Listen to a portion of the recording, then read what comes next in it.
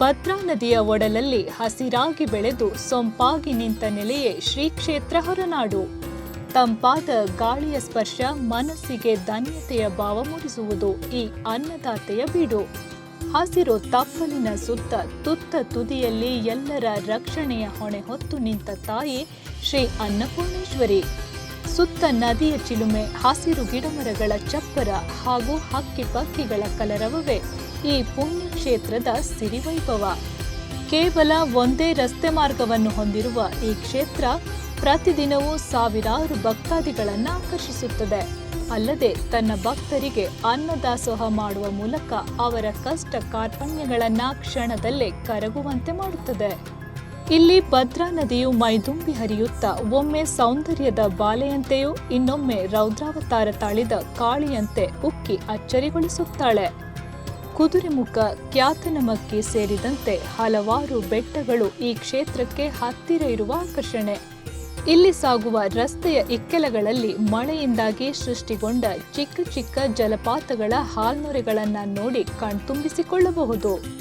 ಹೌದು, ಚಿಕ್ಕಮಗಳೂರು ಜಿಲ್ಲೆಯ ಕಳಸ ತಾಲೂಕಿನ ಹೊರನಾಡು ಸಹ್ಯಾದ್ರಿಯ ಉತ್ತರ ಭಾಗದ ಅತ್ಯಂತ ಸುಂದರ ಪುಣ್ಯಕ್ಷೇತ್ರ.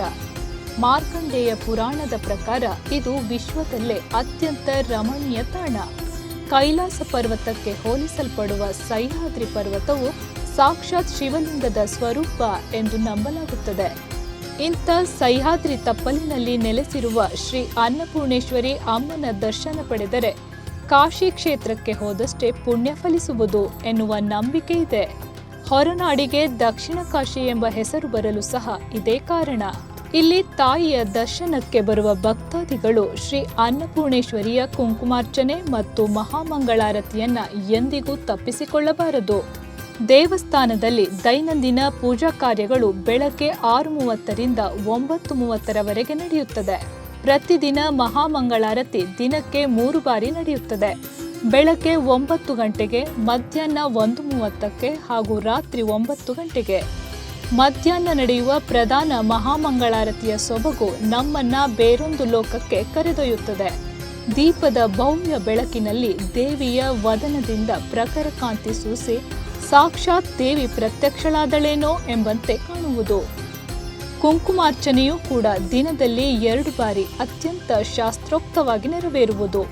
ಹೋಮ ಹವನಗಳಿಗಾಗಿ ವಿಶೇಷ ಯಾಜ್ಞವಲ್ಕ ಯಾಗಶಾಲೆಯ ನಿರ್ಮಾಣವಾಗಿದೆ.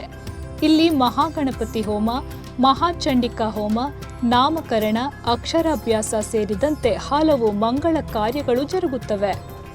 ಭಕ್ತಾದಿಗಳು ಹೊರನಾಡು ಕ್ಷೇತ್ರದಲ್ಲಿ ತಂಗಲು ಹುಡುಕಾಟ ಮಾಡುವ ಅಗತ್ಯವೇ ಇಲ್ಲ. ಎಷ್ಟೇ ಯಾತ್ರಿಗಳು ಬಂದರೂ ಅನಾನುಕೂಲವಾಗದಂತೆ ಬೃಹತ್ ಆತಿಥ್ಯ ಗೃಹಗಳನ್ನು ಇಲ್ಲಿ ನಿರ್ಮಿಸಲಾಗಿದೆ.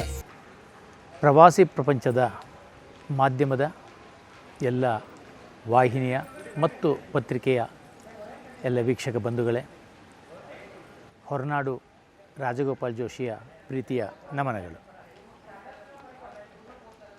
ಶ್ರೀ ಕ್ಷೇತ್ರ ಹೊರನಾಡು ಅನ್ನುವಂಥದ್ದು ಅನಾದಿ ಕಾಲದಿಂದ ಇರುವಂಥ ಒಂದು ಶ್ರೇಷ್ಠವಾದ ಪುಣ್ಯವಾದ ಕ್ಷೇತ್ರ. ಇದಕ್ಕೆ ಅಗಸ್ತ್ಯರ ಸ್ಥಾಪನೆಯ ಹಿನ್ನೆಲೆ ಇದೆ. ಏನಪ್ಪ ಇದು ವಿಶೇಷ ಅಂದರೆ, ಕಾಶಿಯಲ್ಲಿ 12 ವರ್ಷಕ್ಕೊಮ್ಮೆ ಗಿರಿಜಾ ಕಲ್ಯಾಣ ಸಂಪನ್ನಗೊಳ್ತದೆ. ಅದು ಅಗಸ್ತ್ಯರ ಕಾಲದಲ್ಲಿ ಸಾವಿರಾರು ವರ್ಷಗಳ ಹಿಂದೆ ಆ ಗಿರಿಜಾ ಕಲ್ಯಾಣ ನಡೆಯುವಂಥ ಸಂದರ್ಭದಲ್ಲಿ ದಕ್ಷಿಣದಲ್ಲಿ ಇದ್ದಂಥ ಅಗಸ್ತ್ಯ ಮುನಿಗಳು ಕಾಶಿಗೆ ಆ ಕಲ್ಯಾಣ ನೋಡೋದಕ್ಕೋಸ್ಕರ ಹೊರಡ್ತಾರೆ. ಅವರು ಭೂಮಿ ತೂಕದ ಮನುಷ್ಯರಾಗಿದ್ದರಿಂದ ಭೂಮಿ ಇಂಬ್ಯಾಲೆನ್ಸ್ ಆಗುತ್ತೆ, ಉತ್ಪಾತಗಳಾಗ್ತದೆ. ಆಗ ಕಾಶಿ ವಿಶ್ವೇಶ್ವರ, ನೀವಿಲ್ಲಿ ಬರಬೇಡಿ, ಇಲ್ಲಿ ಬಂದರೆ ಭೂಮಿಗೆ ತೊಂದರೆ ಆಗುತ್ತೆ, ನೀವು ಅಲ್ಲೇ ಇರಿ, ನಾನು ಅಲ್ಲೇ ಬಂದು ನೆಲೆಸಿ ನಿಮಗೆ ನಿತ್ಯ ಕಲ್ಯಾಣ ತೋರಿಸ್ತೇನೆ ಅಂಥೇಳಿ ವರದಾನ ಮಾಡ್ತಾನೆ. ಇದು ಕಲಶೇಶ್ವರ ಸ್ವಾಮಿಯ ಕೈಪಿಡಿಯಲ್ಲಿರುವಂಥ ಆ ಪುಣ್ಯಕ್ಷೇತ್ರದ ಮಾಹಿತಿ. ಸೊ ಆ ಗಿರಿಜಾ ಕಲ್ಯಾಣಕ್ಕೆ ಸಂಬಂಧಪಟ್ಟ ಹಾಗೆ ಪ್ರತಿ ವರ್ಷ ಕಳಸದಲ್ಲಿ ಗಿರಿಜಾ ಕಲ್ಯಾಣ ಸಂಪನ್ನ ಆಗುತ್ತೆ. ಆಗ ಅಗಸ್ತ್ಯ ಮುನಿಗಳು ಆ ಗಿರಿಜಾ ಕಲ್ಯಾಣಕ್ಕೆ ಸಂಬಂಧಪಟ್ಟಂಥ ಎಲ್ಲ ದೇವಸ್ಥಾನಗಳನ್ನು, ಕಾಶಿಯಲ್ಲಿ ಏನೇನು ಆ ಗಿರಿಜಾ ಕಲ್ಯಾಣಕ್ಕೆ ಸಂಬಂಧಪಟ್ಟ ದೇವಸ್ಥಾನಗಳಿತ್ತು ಅದನ್ನಷ್ಟನ್ನು ಇಲ್ಲಿ ಸ್ಥಾಪನೆ ಮಾಡ್ತಾರೆ. ಇದು ನಮ್ಮ ಹಿರಿಯರಿಂದ ತಿಳಿದಂಥ ಮಾಹಿತಿ. ಕಾಶಿಯಲ್ಲಿ ವಿಶ್ವೇಶ್ವರ ಇದ್ದಾನೆ, ಅನ್ನಪೂರ್ಣೇಶ್ವರ ಇದ್ದಾಳೆ, ಗಿರಿಜಾಂಬ ಇದ್ದಾಳೆ, ಕಾಲಭೈರವ ಇದ್ದಾನೆ. ಈ ಎಲ್ಲ ದೇವಸ್ಥಾನಗಳನ್ನು ನಮ್ಮ ಬಿಂದು ಮಾಧವ ಇದ್ದಾನೆ. ಈ ಎಲ್ಲ ದೇವಸ್ಥಾನಗಳನ್ನು ಅಗಸ್ತ್ಯರು ಕಳಸದಲ್ಲಿ ಸ್ಥಾಪನೆ ಮಾಡ್ತಾರೆ. ಕಳಸಕ್ಕೂ ಕಾಶಿಗೂ ಎಷ್ಟು ಸಾಮ್ಯತೆ ಇದೆ ಅಂದರೆ, ಕಾಶಿ ಪಟ್ಟಣವನ್ನು ಗಂಗಾ ನದಿ 3 ಕಡೆ ಕವರ್ ಮಾಡಿದೆ. ರಸ್ತೆಯಿಂದ ಹೋಗೋದಾದರೆ ಒಂದೇ ಕಡೆಯಿಂದ ಅದಕ್ಕೆ ಹೋಗಲಿಕ್ಕೆ ದಾರಿ, ಉಳಿದ 3 ಕಡೆ ನದಿ ಅದನ್ನ ಆವರಿಸಿದೆ. ಹಾಗೆ ಕಳಸಕ್ಕೆ ಭದ್ರಾ ನದಿ 3 ಕಡೆ ಆವರಿಸಿದೆ. ಒಂದು ಕಡೆ ಕೊಟ್ಟಿಗೆಹಾರದಿಂದ ಬರೋ ರಸ್ತೆ ಮಾತ್ರ ರಸ್ತೆಯಲ್ಲಿ ಬರ್ಬೋದು, ಉಳಿದಂತೆ ನದಿ ದಾಟೇ ಬರಬೇಕು. ಇದು ಸಾಮ್ಯತೆ. ಇನ್ನೊಂದು, ಕಾಶಿಯಲ್ಲಿ 5 ಘಟ್ಟಗಳಿದೆ, ಪಂಚ ಸ್ನಾನಘಟ್ಟಗಳಿದೆ ಕಾಶಿಯಲ್ಲಿ. ಹಾಗೆ ಕಳಸದಲ್ಲೂ ಪಂಚತೀರ್ಥಗಳಿದೆ. ಹೀಗೆ ಈ ಸಾಮ್ಯತೆ ಇರುವಂಥ ಜಾಗದಲ್ಲಿ ಅಗಸ್ತ್ಯ ಮುನಿಗಳು ಈ ಈಶ್ವರನ ಕಲ್ಯಾಣಕ್ಕೆ ಸಂಬಂಧಪಟ್ಟ ದೇವಸ್ಥಾನಗಳನ್ನು ಸ್ಥಾಪನೆ ಮಾಡಿದರು ಅಂತ ನಮ್ಮ ಹಿರಿಯರು ಹೇಳಿದಂಥ ಮಾಹಿತಿ.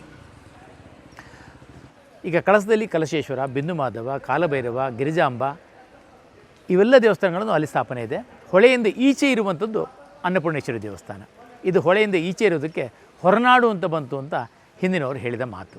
ಹಾಗೆ ಇದು ಹೋರಿಗಳ ನಾಡಾಗಿತ್ತು, ಹಾಗೂ ಹೊರನಾಡು ಅಂತ ಕರೀತಾರೆ ಅಂತ ಅದಕ್ಕಿರುವಂಥ ಒಂದು ಉಲ್ಲೇಖ. ಹಾಗಾಗಿ ಅಗಸ್ತ್ಯರ ಸ್ಥಾಪನೆಯಲ್ಲಿ ಶ್ರೀ ಅನ್ನಪೂರ್ಣೇಶ್ವರಿ ದೇವಸ್ಥಾನ ಶ್ರೀಚಕ್ರ ಯಂತ್ರದೊಂದಿಗೆ ಸ್ಥಾಪನೆ ಆಗಿರುವಂಥ ಮಹಾಕ್ಷೇತ್ರ ಅದು.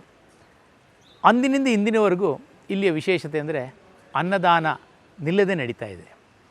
ಅವತ್ತೆಲ್ಲ ಬಹಳ ಕಷ್ಟ ಇತ್ತು. ಆ ಸಂದರ್ಭದಲ್ಲೂ ಬಂದವರಿಗೆ ಮೊದಲು ಊಟ ಬಡಿಸಿ ಆಮೇಲೆ ಅದರ ಧರ್ಮಕರ್ತರ ಸ್ಥಾನದಲ್ಲಿ ನಿಂತು ಕೈಂಕರ್ಯವನ್ನು ಮಾಡ್ತಾಯಿದ್ದವರು ತಮ್ಮ ಉಪಹಾರವನ್ನು ಮಾಡ್ತಾಯಿದ್ರು. ಇದು ಅಂದಿನಿಂದ ಬಂದಂಥ ವ್ಯವಸ್ಥೆ. ಇಲ್ಲಿ ತಾಯಿ ವಿಶೇಷ ಅಂದರೆ, ನಮ್ಮ ಕ್ಷೇತ್ರದಲ್ಲಿ ಬಿಸಿ ಮಾಡಿದ ಯಾವ ಪದಾರ್ಥಗಳು ಜಗನ್ಮಾತೆಗೆ ಸಮರ್ಪಣೆ ಇಲ್ಲ.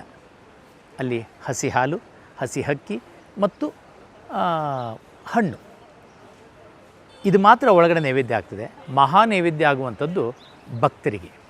ಹಾಗಾಗಿ ನಮ್ಮಲ್ಲಿ ನಮ್ಮ ಹಿರಿಯರು ಹೇಳಿಕೊಟ್ಟಂಥ ಒಂದು ಮಾಹಿತಿ ಏನಂದರೆ, ಬಂದಂಥ ಭಕ್ತಾದಿಗಳು ಪ್ರಸಾದವನ್ನು ಊಟ ಮಾಡಿ ತೃಪ್ತರಾದರೆ ಒಳಗಿರುವ ಜಗನ್ಮಾತೆ ತೃಪ್ತಳಾಗ್ತಾಳೆ. ಹಾಗಾಗಿ ಇಲ್ಲಿ ಬಂದವರು ಪ್ರತಿಯೊಬ್ಬರಿಗೂ ನೀವು ಊಟವನ್ನು ಮಾಡಿ ಹೋಗಿ. ಊಟ ಮಾಡಲಿಕ್ಕೆ ಆಗದೇ ಇರೋಂಥ ಸಂದರ್ಭದಲ್ಲಿ ಬಂದರೆ ಒಂದು ಕಾಫಿಯನ್ನಾರು ಕುಡಿದು, ತಿಂಡಿಯನ್ನಾರು ತಿಂದು ಹೋಗಿ, ಏನಾರು ಒಂದು ಉದರ ಒಂದು ಸಮಾಧಾನ ಆಗುವಂಥ ಒಂದು ವ್ಯವಸ್ಥೆಯನ್ನು ಮಾಡ್ಕೊಂಡು ಹೋಗಿ ಅಂತ ಇಲ್ಲಿಯ ನಮ್ಮ ವಿನಂತಿ. ಹಾಗೂ ಎಲ್ಲರೂ ಭಕ್ತರಿಗೆ ಅದನ್ನು ನಾವು ಕೇಳ್ಕೊಳ್ಳುವಂಥದ್ದು. ಇಲ್ಲಿ ತಾಯಿ ದರ್ಶನ ಮಾಡಿದರೆ ಎಷ್ಟು ಪುಣ್ಯವೋ, ಊಟ ಮಾಡಿ ಹೋಗೋದು ಅದಕ್ಕಿಂತ ಹೆಚ್ಚಿನ ಪುಣ್ಯ. ಯಾಕೆಂದರೆ ನೀವು ಊಟ ಮಾಡೋದ್ರಿಂದ ಅವಳಿ ತೃಪ್ತಿ ಆಗ್ತದೆ. ಹಾಗಾಗಿ ಇದು ಅನ್ನಪೂರ್ಣೇಶ್ವರಿ ಸನ್ನಿಧಿಯಲ್ಲಿರುವಂಥ ವಿಶೇಷ. ಹೊರನಾಡು ಅನ್ನಪೂರ್ಣೇಶ್ವರಿ ದೇವಸ್ಥಾನ ಶತಮಾನಗಳ ಇತಿಹಾಸ ಪಡೆದುಕೊಂಡಿದೆ. ಇಲ್ಲಿ ಮೂಲ ಅನ್ನಪೂರ್ಣೇಶ್ವರಿ ಅಮ್ಮನವರ ವಿಗ್ರಹ ಮತ್ತು ಯಂತ್ರದ ಸ್ಥಾಪನೆಯಾಗಿದ್ದು ಅಗಸ್ತ್ಯ ಮಹರ್ಷಿಗಳಿಂದ. ಇವರು ದೇವಿಯ ಪ್ರತಿಷ್ಠಾಪನೆ ಮಾಡಿ ಈ ಸ್ಥಳಕ್ಕೆ ದೇವಿ ಶಕ್ತಿಯನ್ನ ಆಹ್ವಾನಿಸಿದ್ದಾರೆ. ಆಗ ಸರಿಯಾದ ರಸ್ತೆ ಮಾರ್ಗ ಇಲ್ಲದೆ ಜನರ ಸಂಪರ್ಕದಿಂದ ಬಹಳ ದೂರದಲ್ಲಿದ್ದ ಪುಟ್ಟ ದೇವಸ್ಥಾನವಾಗಿತ್ತು. ಕಾಲ ಕಳೆದಂತೆ, ಅಂದರೆ ಕಳೆದ 4 ಶತಮಾನಗಳಿಂದ ಈ ದೇವಸ್ಥಾನಕ್ಕೆ ಧರ್ಮಕರ್ತರ ಸೇವೆಯಿಂದಾಗಿ ಜನಪ್ರಿಯತೆ ಪಡೆದುಕೊಂಡಿತ್ತು. ಮಹರ್ಷಿ ಅಗಸ್ತ್ಯರಿಂದ ಪ್ರತಿಷ್ಠಾಪನೆಗೊಂಡ ಶ್ರೀ ಅನ್ನಪೂರ್ಣೇಶ್ವರಿ ಇಂದು ಅತ್ಯಂತ ಸುಸ್ಥಿತಿಯಲ್ಲಿದ್ದು ಕೋಟ್ಯಾಂತರ ಭಕ್ತಾದಿಗಳನ್ನ ತನ್ನೆಡೆಗೆ ಸೆಳೆಯುತ್ತಿದೆ. ಸುಮಾರು 4 ಶತಮಾನಗಳಿಂದ ಸಾಕಷ್ಟು ಧರ್ಮಕರ್ತರು ಸೇವೆ ಸಲ್ಲಿಸುತ್ತಿರುವುದು ಒಂದು ಹೆಮ್ಮೆಯ ಸಂಗತಿ. ದಿವಂಗತ ಶ್ರೀ ಡಿ ಶಂಕರನಾರಾಯಣ್ ಜೋಯಿಸ್ ಅವರಿಂದ ಪ್ರಾರಂಭವಾದ ಧರ್ಮಕರ್ತ ಪರಂಪರೆ ಸುಮಾರು 400 ವರ್ಷಗಳಿಂದ ಹೊರನಾಡು ಕ್ಷೇತ್ರವನ್ನ ಸಲಹುತ್ತಿದೆ. ಗರ್ಭಗುಡಿಯ ಸುತ್ತ ವಿಶಾಲವಾದ ಪ್ರಾಕಾರ, ಪಾಕಶಾಲೆ ಇವೆಲ್ಲವೂ ಶ್ರೀ ಡಿ ವೆಂಕಟಸುಬ್ಬ ಜೋಯಿಸರ ಸಾಧನೆಯ ಫಲ. ದೇವಸ್ಥಾನದ ಪ್ರವೇಶ ದ್ವಾರದ ಕಮಾನಿನ ಎದುರು ಶಿಲಾಮಂಟಪದಲ್ಲಿ ಶ್ರೀ ವೆಂಕಟಸುಬ್ಬ ಜೋಯಿಸರ ಮತ್ತು ಅವರ ಪತ್ನಿ ನರಸಮ್ಮನವರ ಪ್ರತಿಮೆಯನ್ನ ನಿರ್ಮಿಸಿ ಅವರ ಕೊಡುಗೆಗೆ ಒಂದು ಗೌರವ ನೀಡಲಾಗಿದೆ. ಇದು ಕೂಡ ಹೊರನಾಡು ಕ್ಷೇತ್ರಕ್ಕೆ ಬಂದಾಗ ನೋಡಬಹುದಾದ ವಿಶೇಷತೆಗಳಲ್ಲಿ ಒಂದು. ಹೊರನಾಡು ಅನ್ನಪೂರ್ಣೇಶ್ವರಿಯ ಸನ್ನಿಧಾನಕ್ಕೆ ಹೋಗಿ ಅಲ್ಲಿಯ ಅನ್ನದಾನ ಸ್ವೀಕರಿಸದೇ ಬರುವವರು ಇಲ್ಲವೇ ಇಲ್ಲ. ಕ್ಷೇತ್ರದ ಧರ್ಮಕರ್ತರು ಯಾರನ್ನೂ ಹಾಗೆ ಕಳಿಸುವುದಿಲ್ಲ. ಇಲ್ಲಿ ಜರುಗುವ ಅನ್ನದಾನ ಲೋಕಪ್ರಸಿದ್ಧ. ದೇವಿಯ ಹೆಸರೇ ಹೇಳುವಂತೆ ಪ್ರತಿದಿನ ಅನ್ನದಾನ ಮಾಡಲಾಗುವುದು. ಸರ್ವ ಭಕ್ತಾದಿಗಳಿಗೂ ಮುಂಜಾನೆಯ ಉಪಹಾರ, ಮಧ್ಯಾಹ್ನದ ಪ್ರಸಾದ ಭೋಜನ ಮತ್ತು ರಾತ್ರಿಯ ಭೋಜನ ತಪ್ಪದೆ ನೀಡಲಾಗುತ್ತದೆ. ಅತ್ಯಂತ ಸುಸಜ್ಜಿತ ಮತ್ತು ಶುಚಿತ್ವದ ಭೋಜನ ಶಾಲೆಯಲ್ಲಿ ತಯಾರಾಗುವ ಬಿಸಿ ಬಿಸಿಯಾದ ಭೋಜನವನ್ನ ಅನ್ನದಾನದ ಬೃಹತ್ ಕೊಠಡಿಯಲ್ಲಿ ಏಕಕಾಲಕ್ಕೆ 600ಕ್ಕೂ ಹೆಚ್ಚು ಭಕ್ತಾದಿಗಳಿಗೆ ಬಡಿಸಲಾಗುವುದು. ಊಟ ಮಾಡುವ ಪ್ರತಿಯೊಬ್ಬರ ಮೊಗದಲ್ಲೂ ಸಂತೃಪ್ತಿ ಭಾವನೆ ಮೂಡುವುದು. ಇಲ್ಲಿ ಅನ್ನಪ್ರಸಾದ ವಿತರಣೆಗೆ ಜಾತಿ, ಧರ್ಮ, ಭಾಷೆಗಳ ಹಂಗಿಲ್ಲ. ಯಾರೊಬ್ಬರು ಹಸಿದೊಟ್ಟೆಯಲ್ಲಿ ಹೋಗಬಾರದು ಎಂಬುದಷ್ಟೇ ಈ ಕ್ಷೇತ್ರದ ಧ್ಯೇಯ. ಇದು ನಾವಿರುವಂಥ ಜಾಗ ಶ್ರೀ ಕ್ಷೇತ್ರದ ಭೋಜನ ಶಾಲೆ. ಈ ಭೋಜನ ಶಾಲೆ ಎರಡು ಹಾಲಿದೆ ಇಲ್ಲಿ. ಒಂದೊಂದು ಹಾಲಲ್ಲಿ 300ರಿಂದ 350 ಜನ ಊಟ ಮಾಡ್ಬೋದು. ಇದರ ಪಕ್ಕದಲ್ಲಿ ಇನ್ನೊಂದು ಹಾಲಿದೆ, ಅದರಲ್ಲೂ ಸೇಮ್ 350 ಜನ ಊಟ ಮಾಡ್ಬೋದು. ಒಟ್ಟು 2 ಹಾಲಿಂದ ಸೇರಿಸಿ ಕೆಪಾಸಿಟಿ 700 ಜನ ಆಗುತ್ತೆ. ವಿಪರೀತ ರಶ್ ಇತ್ತು ಅಂತಂದರೆ ಮೇಲ್ಗಡೆ ಇದೇ ಥರ 2 ಹಾಲು ಇನ್ನೂ ಮೇಲ್ಗಡೆ ಇದೆ. ಅಲ್ಲಿ ನಾವೇನು ಮಾಡ್ತೀವಿ ಅಂತಂದರೆ ಅಲ್ಲಿ ಬೊಫೆ ಸಿಸ್ಟಮ್ ಮಾಡ್ತೀವಿ. ಹೇಗೆ ಅಂತಂದರೆ ಇಲ್ಲಿ ಕೂತ್ಕೊಂಡು ಊಟ ಮಾಡೋದು ಇರುತ್ತೆ.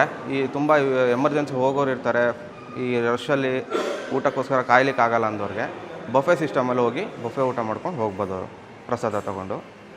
ಮತ್ತು ಇಲ್ಲಿ ಅನ್ನ, ತಿಳಿಸಾರು, ಅನ್ನ ಸಾಂಬಾರು, ಪಾಯಸ, ಪುಳಿಯೋಗರೆ, ಅನ್ನ, ಮಜ್ಜಿಗೆ ಇದಿಷ್ಟು ಪದಾರ್ಥಗಳನ್ನ ಇಲ್ಲಿ ಬಳಸಲಾಗುತ್ತೆ ಪ್ರಸಾದ ರೂಪದಲ್ಲಿ. ಹಾಗೆ ಒಂದು ದಿನಕ್ಕೆ ಸಾಧಾರಣ ಮಧ್ಯಾಹ್ನ ಊಟ, ರಾತ್ರಿ ಊಟ 2 ಸೇರಿ 5,000ರಿಂದ 7,000 ಜನ ಆ್ಯಾವ್ರೇಜಾಗಿ ಊಟ ಮಾಡ್ತಾರೆ ಇಲ್ಲಿ. ಈ ವೀಕೆಂಡಲ್ಲಿ ರಶ್ ಇದ್ದಾಗ, ಗೋರ್ಮೆಂಟ್ ಹಾಲಿಡೇಸ್ ಇದ್ದಾಗ 10,000ಕ್ಕೂ ಮೇಲ್ಪಟ್ಟು ಜನ ಪ್ರಸಾದ ಭೋಜನ ಮಾಡ್ತಾರೆ ಇಲ್ಲಿ. ಹಾಗೆ ಬೆಳಿಗ್ಗೆ ತಿಂಡಿ ವ್ಯವಸ್ಥೆನೂ ಇದೆ. ತಿಂಡಿ ವ್ಯವಸ್ಥೆಗೆ ಸಾಧಾರಣ ಒಂದು 2,000ರಿಂದ 3,000 ಜನ ಪ್ರತಿದಿನ ತಿಂಡಿ ತಿಂತಾರೆ. ಹಾಗೆ ಬೆಳಗ್ಗೆ ತಿಂಡಿಯ ಸಮಯ ಬೆಳಗ್ಗೆ 7:30ಯಿಂದ 9 ಗಂಟೆವರೆಗೆ, ಮಧ್ಯಾಹ್ನ ಊಟದ ಸಮಯ 11:30ಯಿಂದ 3:30ವರೆಗೆ, ರಾತ್ರಿ ಊಟದ ಸಮಯ 7 ಗಂಟೆಯಿಂದ 10 ಗಂಟೆವರೆಗೆ. ಒಟ್ಟಿನಲ್ಲಿ ಹೊರನಾಡು ಅನ್ನಪೂರ್ಣೇಶ್ವರಿಯ ದರ್ಶನವನ್ನ ಮಾಡಬೇಕು, ದಿವ್ಯತೆಯ ಅನುಭವವನ್ನ ಪಡೆದುಕೊಳ್ಳಬೇಕೆನ್ನುವವರು ತಡ ಮಾಡದೆ ಹೊರನಾಡಿನತ್ತ ಹೆಜ್ಜೆ ಹಾಕಿ ದೇವಿಯ ದರ್ಶನ ಪಡೆದು ಧನ್ಯರಾಗಿ. ಪ್ರವಾಸಿ ಪ್ರಪಂಚ, ಪ್ರವಾಸಿ ಪ್ರಪಂಚ,